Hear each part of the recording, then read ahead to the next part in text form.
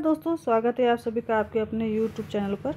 आज हम लोग JSSC के जो municipal services combined competitive examination है उसके एग्जामिनेशन उसमें जो आपका एक मुख्य परीक्षा होने वाला है।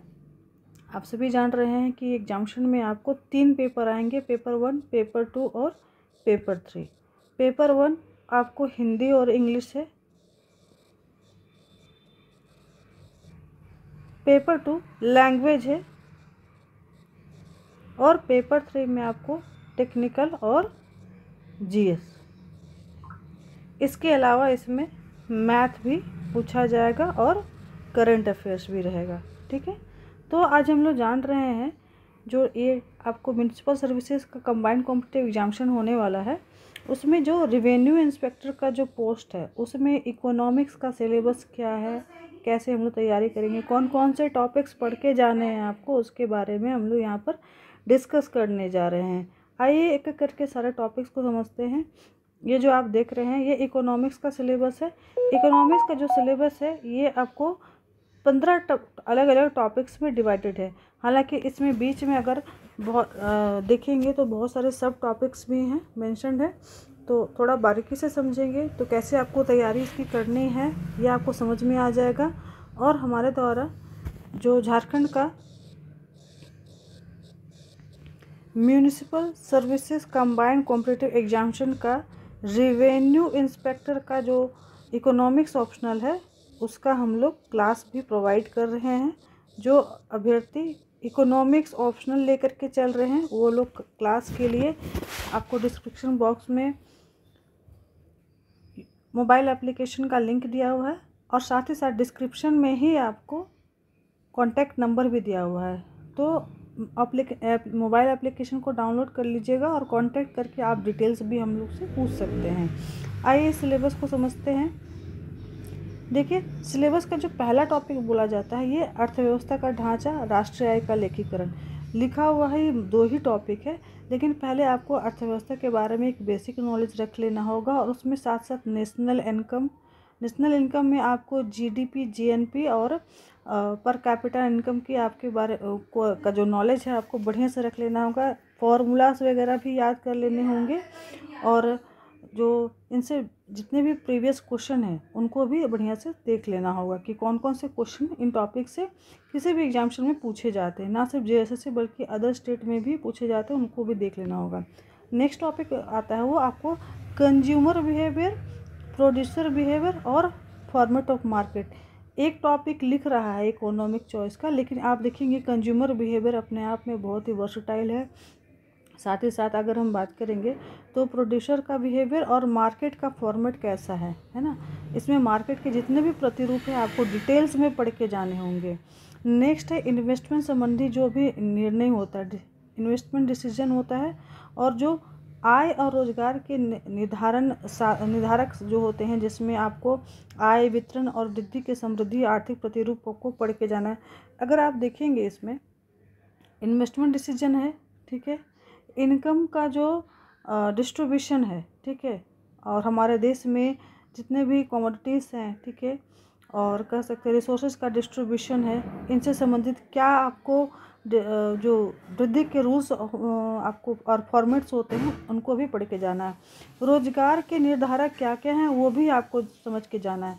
तो आपको यहाँ पे देख पा रहे होंगे एक तो इन्वेस्टमेंट रिलेटेड आपको टॉपिक मिल जाता है, आय से अलग अलग टॉपिक मिलता है और रोजगार से अलग टॉपिक, 3 टॉपिक्स इसमें अलग से बढ़िया से पढ़ के जाने, उनसे संबंधित सभी सब टॉपिक्स को भी कवर करना होगा। बैंकिंग व्यवस्था के बारे में चौथा टॉपिक बोलता है जिसमें आप एकदम सेंट्रलाइज वे में सबसे पहले तो आप देश का जो सेंट्रल बैंक है, ठीक है, RBI का जो उद्देश्य है और उसका जो मॉनेटरी पॉलिसी है उसको बढ़िया से पढ़ के जाइएगा, और क्रेडिट कंट्रोल संबंधी जो पॉलिसी है ना, बैंक कैसे हमारा देश का जो सेंट्रल बैंक है वो कैसे काम करता है उसको बढ़िया से देखेंगे। और उसके साथ हमारे राज्य में भी जो कमर्शियल बैंक है उनका जो एक्टिविटी किस प्रकार का है वो कैसे काम कर रहे हैं उनको आपको बढ़िया से कवर करना है। देश में ही टैक्स के कितने प्रकार हैं 5वां टॉपिक पूछता है। और हमारे अर्थव्यवस्था में जो बजटरी पॉलिसी है, ठीक है, और बजटीय नीति के साथ साथ राजकोषीय नीति का जो उद्देश्य है और उसके कौन कौन से साधन हो जाएंगे, उसको भी आपको कवर करना है। छठा टॉपिक आप देखेंगे तो इंटरनेशनल जो ट्रेड है और साथ साथ एक्सचेंज रेट हो गया, जो आपका भुगतान संतुलन वगैरह हो गया, अंतर्राष्ट्रीय मुद्रा हो गया, जो बैंकिंग संस्थान हो गए, ठीक है। मतलब अगर हम बात करेंगे तो इंटरनेशनल मनी मार्केट और ट्रेड मार्केट दोनों ही आपको कवर करने हैं और बहुत डिटेल्स में, ये बहुत बड़ा टॉपिक है, ढंग से पढ़ना होगा, सारे टॉपिक्स आपको कवर करने होंगे। बुक्स आप तो देखेंगे तो आप अगर इसमें ये सारे टॉपिक एक बुक में कभी भी कवर नहीं करेगा, है ना। आप देख पा ही रहे हैं कि माइक्रो मैक्रो दोनों ही इकोनॉमिक्स है। और डिटेल्स में अगर हम देखेंगे तो इसमें आपको बीए इकोनॉमिक्स के अलावा एमए इकोनॉमिक्स के भी आपको टॉपिक्स देखने को मिलेंगे। तो सिर्फ इंटरमीडिएट की बुक से आपका काम नहीं होगा, ना ही सिर्फ बीए के बुक से काम होगा, ठीक है। आपको मास्टर वाले बुक्स भी कवर करने होंगे। मार्केट में कोई एक बुक भी अगर हम कह दें कि मिल जाएगा, सिर्फ एक बुक से पढ़ लो, दो बुक से पढ़ लो, तो आप पढ़ सकते हैं। बहुत सारे ऐसे गेस्ट पेपर और कर सकते हैं, छोटे मोटे बुक्स मिल रहे हैं जिसमें कि सारे टॉपिक को डाल दिया गया किसी तरह से, लेकिन वो अगर बारीकी से आप देखेंगे तो सारे टॉपिक्स बढ़िया से कवर नहीं कर रहा है। मिलते जुलते टॉपिक को किसी तरह से हटा करके सिलेबस को पूरा कर दिया गया है, लेकिन फिर भी वो सही नहीं है आपके लिए, बिल्कुल भी सही नहीं हो कि आप सोचेंगे कि उससे रिजल्ट हो जाएगा, तो पॉसिबल नहीं है, ठीक है। आगे बढ़ते हैं हम लोग 7वां टॉपिक की ओर। चलिए 7वां टॉपिक, ये 7वां टॉपिक जो है, ये अगर हम बात करेंगे हमारे देश में जो आर्थिक नीति के जो निर्देशक सिद्धांत होते हैं, ठीक है। इसके अलावा हमारे यहाँ जितने भी पंचवर्षीय योजनाएं हैं, उसके अलावा जितने भी योजनाएं हैं उनमें हमारा जो ग्रोथ है किस प्रकार से रहा है, गरीबी का उन्मूलन हो गया, कृषि का जो आपका जो फॉर्मेट है, साथ ही साथ जो एग्रीकल्चरल इंडस्ट्रीज़ हैं और जो पब्लिक और प्राइवेट इंडस्ट्री हैं, नेशनल इनकम है और इनका जो डिस्ट्रीब्यूशन है, ठीक है, रीजनल लेवल पर डिस्ट्रीब्यूशन किस रूप में हो रहा है, तो उसको पढ़ के आपको जाना। बहुत सारे टॉपिक है, अगर इसको एक टॉपिक बोल दे तो एकदम बिल्कुल भी गलत हो गया ना। पहले तो आपको भारत में अर्थव्यवस्था है, एक पूरे से कंप्लीट रूप से अगर हम बात करेंगे तो भारतीय अर्थव्यवस्था में कृषि, गरीबी, जो यहाँ के सेक्टर्स हैं, इंडियन इकोनॉमी के जो सेक्टर्स हैं, यहाँ के लोगों का जो इनकम है, ठीक है, और साथ साथ जो नेशनल इनकम है और जितने भी रिसोर्सेस हैं उसका डिस्ट्रीब्यूशन, तो अलग अलग बहुत सारे टॉपिक्स हैं, इसमें बढ़िया से पढ़ के जाना है आपको। फिर देखिएगा, आप कृषि उत्पादन को फिर से अलग से दिया है, यहाँ पे एग्रीकल्चर इंडस्ट्री की बात कर रहा है और यहाँ पर आपको सिर्फ और सिर्फ जो एग्रीकल्चर प्रोडक्शन है उसके बारे में बात कर रहा है। एग्रीकल्चर पॉलिसी कैसी है हमारे देश में, फिर से वापस से टेक्निकल जो कह सकते हैं चेंजेस की वजह से इसका उद्योग के क्षेत्र में क्या महत्व रह गया है, अर्थात अगर कह सकते हैं तो कृषि और उद्योग का क्या संबंध है, आपको पढ़ना है। औद्योगिक उत्पादन को अगर हम देखेंगे तो जिस प्रकार से कृषि के बारे में आप पढ़ रहे हैं उसी तरह से औद्योगिक उत्पादन और औद्योगिक पॉलिसी, ठीक है। जैसे आपने एग्रीकल्चर पॉलिसी इस टॉपिक में देखा, यहाँ आपको इंडस्ट्रियल पॉलिसी देखना होगा, इनका डिस्ट्रीब्यूशन पब्लिक सेक्टर और प्राइवेट सेक्टर में देखना होगा। यहाँ पर मोनोपोली को किस प्रकार से कंट्रोल करने की कोशिश की जाती है और मोनोपोली के बारे में इंडियन इकोनॉमी में आपको पढ़ के जाना है। 10th टॉपिक देखेंगे, इन दोनों ही टॉपिक्स को बढ़िया से मिला करके 10 टॉपिक को फिर से आपको बनाया गया है। तो एग्रीकल्चर प्रोडक्शन और इंडस्ट्रियल प्रोडक्शन, इसमें जो प्राइसिंग का सकते डिसीजन होता है उसके संबंधित जो पॉलिसीज़ होते हैं, अर्थात मूल्य निर्धारण से संबंधित नीतियाँ जो होती हैं, और उनका जो एग्रीकल्चर क्रॉप्स हो गए और इंडस्ट्रियल प्रोडक्शन हो गए, उनका जो पब्लिक डिस्ट्रीब्यूशन है वो कैसे किया जाता है, पीडीएस सिस्टम के बारे में, पब्लिक डिस्ट्रीब्यूशन सिस्टम के बारे में भी आपको पढ़ना है। 11th से हम आएंगे तो बजटरी जो यहाँ का ट्रेंड है, हाँ, बजट पॉलिसी हो गया, बजट की जो प्रवृत्तियाँ होगी, उसके अलावा जो आपका मॉनेटरी पॉलिसी हो गया, आपको फिस्कल पॉलिसी हो गई, ये सारा ही आपको 10-11 टॉपिक बोल रहा है पढ़ने को, ठीक है। इसके अलावा फिस्कल डिस्ट्रीब्यूशन कैसा है यहाँ का, इंडिया का, उसको आपको पढ़ना है।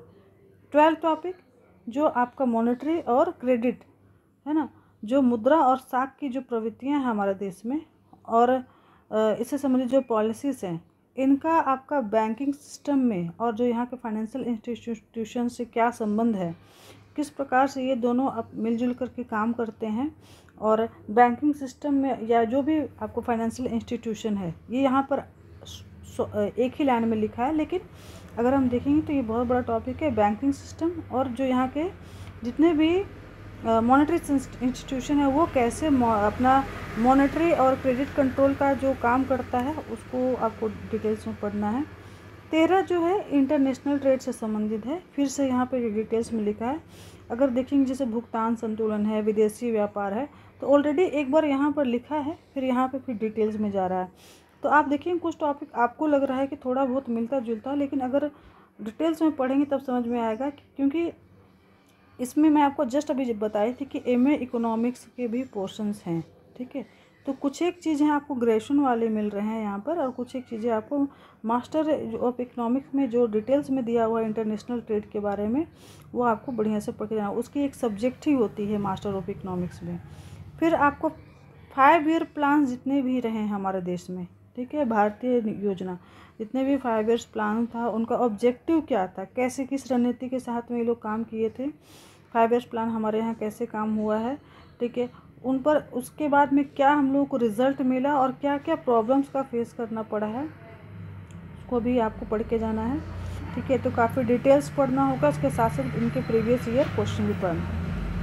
15 टॉपिक कम्प्लीटली स्टेट बेस है, ठीक है।